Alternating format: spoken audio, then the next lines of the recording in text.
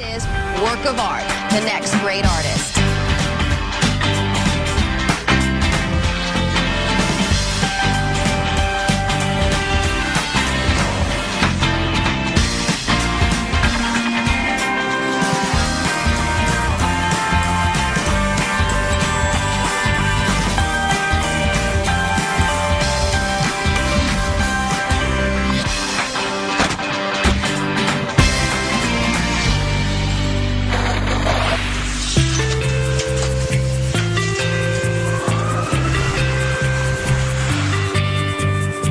Fun, Jackie. We're eating and watching you exercise. What about an affirmation for the day? I'm in control, and I'm staying one more day. Okay. In the last challenge, I was surprised that I was in the bottom. Sounds like you're being a little defensive. I'm not responsible for your experience of my work. I'll stand up to these other artists. Those children had better bring it, because I still have more energy than most 25-year-olds, and I know what I'm doing. Did you take a shower? No, you can go to bed. I haven't been sleeping very well at all. The sleep deprivation seriously puts me at a disadvantage in this competition. Parts of my OCD that I'd worked really hard to get under control started coming back. So I'm just freaked out by it. The fact that I have immunity for the next challenge is like not something that's even mildly significant to me. I ended up in the bottom 3 in my first gallery show. It's kind of like a kick in the butt to really bust ass on the next challenge. I've sat on my couch for years, pointing at everyone saying I can do that better. So I am off my couch and now I'm going to try.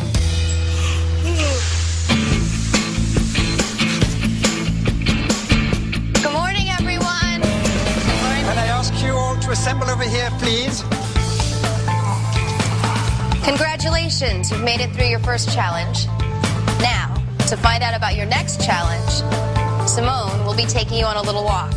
I'll see you at the gallery show. Good luck. Okay, everyone, follow me, please.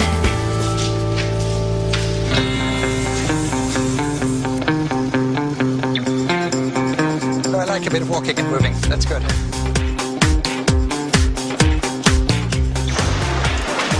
Simone knocks on this big red door of this huge warehouse. The door starts slowly opening. I know something crazy is going to be behind this door. Oh, God. We see a big pile of junk. Are you kidding me? What the? There's this huge pile of electronics, TVs, VCRs, video games. My OCD makes that type of clutter is super hard for me to handle. So the first thought that I had is I have to organize this according to date, size, and function. It gives me great pleasure to introduce you to the guest judge of this next challenge, John Kessler. Hey, guys. Hi. John is a phenomenal artist whose work is in major collections and museums all over the world. John Kessler is the man for just kinetic sculpture, found object sculpture. As you can see, we brought you to an appliance graveyard to find the materials for this next challenge. Your challenge is to use at least one of those appliances for your next work of art. How you do this is entirely up to you, but it has to be three-dimensional. It has to be sculptural. Ugh, that is not good. I'm a painter. Awesome. I'm very excited for this challenge. I'm very much a versatile artist because I work with a lot of mediums. I'm just going to trust that I'll be able to use my strengths to utilize whatever's in front of me. Objects have memory. They have a life. There's something romantic and poetic and mysterious about a found object. They might have been under a Christmas tree. They might have been the possession of a dead man. And I think that's something you should think about as you pick your found object. You've got exactly 30 minutes to choose your materials and to put them in the bin over there. You also have $100 to shop in a hardware store for additional supplies.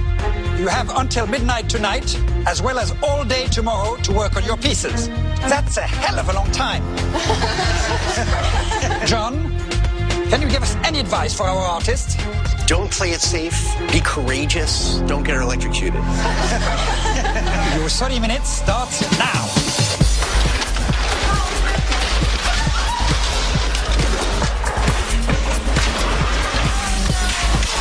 sculptor. I've never used found objects.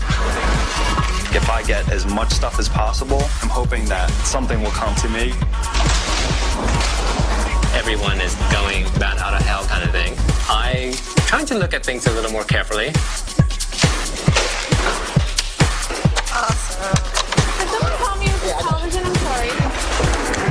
I found this beautiful, huge, old classic television. And from there, I knew what I wanted to do. I'm attracted to these little tubes and wires and colorful, shiny objects. They're speaking to me.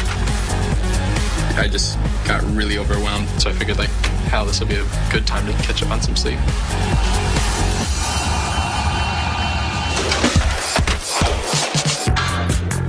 Miles is sleeping right in the middle of everything.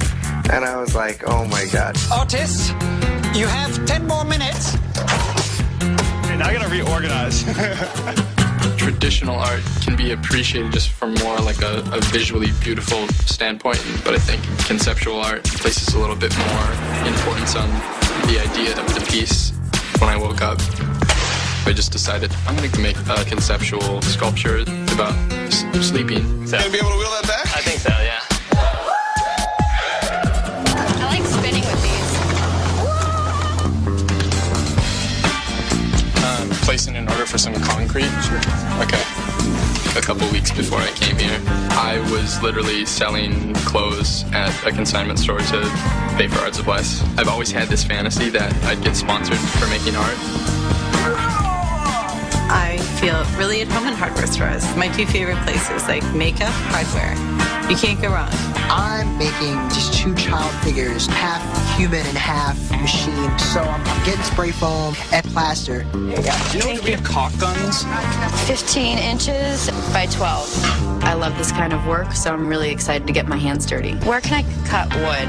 You can't cut it? I'm a traditional realistic painter. I have a really great idea, but I'm nervous about the technical execution. Like just, rectangles. I really need a cut.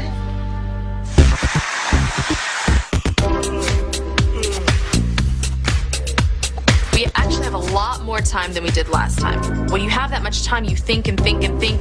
I'm just gonna pick an idea and run with it. I was gonna use this. Yeah? Yeah. No, you can't use it, no. Why not? I have it in my hand. Can I look at my stuff and then... Hey!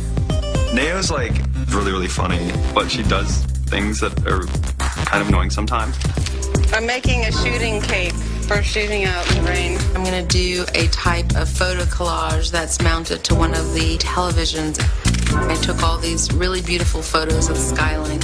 I was thinking about this connection between appliances, progress, cityscapes. My idea stemmed around me picking up an 8-track player and remembering when I first saw it at a friend's house. We snuck into his brother's room, kind of had a crush on the older brother. Look at this, so sexy. We're taking old things to give them a new life. I just thought about the aging process in general because I'm this, older person. So I think maybe I'm going to be able to tie the materials into being a personal expression.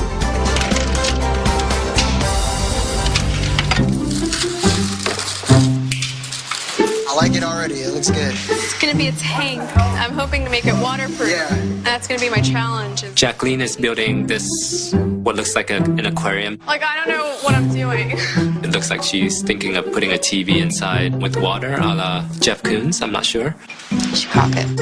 Okay. She didn't really know how to put glue on a surface. Will you kind of just show me how to get started and then I can... Jackie needs some help, so I have a ton of caulk left. Wipe this part of the glass all the way up to the caulk. But try not to touch the caulk, because then you're gonna dilute the caulk, and then the caulk is gonna leave a residue on the glass. So what I'm doing, I'm just Man, you really know how to work that caulk.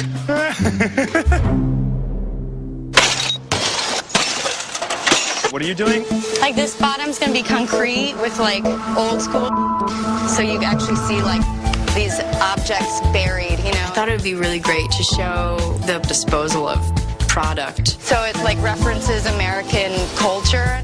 Nicole is a bit intimidating. I didn't want to be influenced influenced by anyone else's sculptures, but I'm freaking out, so I decide I want to smash this thing. Whoa!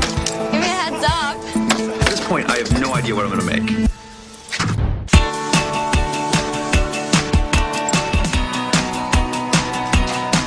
So our challenge is to create a sculpture incorporating the found objects we got from the electronics graveyard, and the piece has to be three-dimensional. I'm envisioning making these two child figures that are being overrun by electronics that are raising them, that have almost birthed them. I really want to win this challenge. I approach every work of art that I do like it's my last piece. If I die after this piece, I want this piece to be the one that represents me.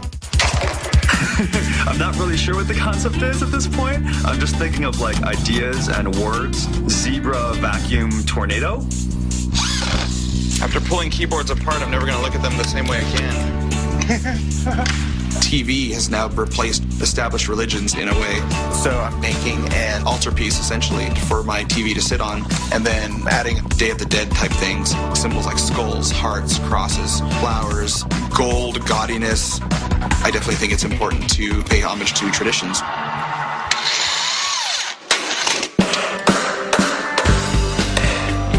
Everybody else is smashing their objects, putting them together into something new, but I'm trying to preserve what they are and create a new environment for them. I was thinking of something of like this housewife who's like bored.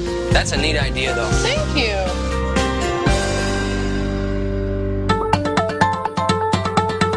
I think I'm one of the few artists in the room who's taking really what most people would term like a conceptual approach. Like I work with a lot of different ideas, but I keep on reducing these ideas until it becomes something simplified but still retains its complexity. So there's kind of like 3 TVs watching another TV. That's awesome.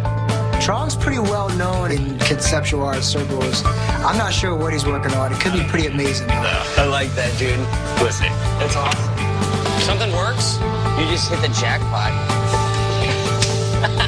I totally felt like Dr. Frankenstein. Like I had saved like the littlest television. It's so cute. Can I have it?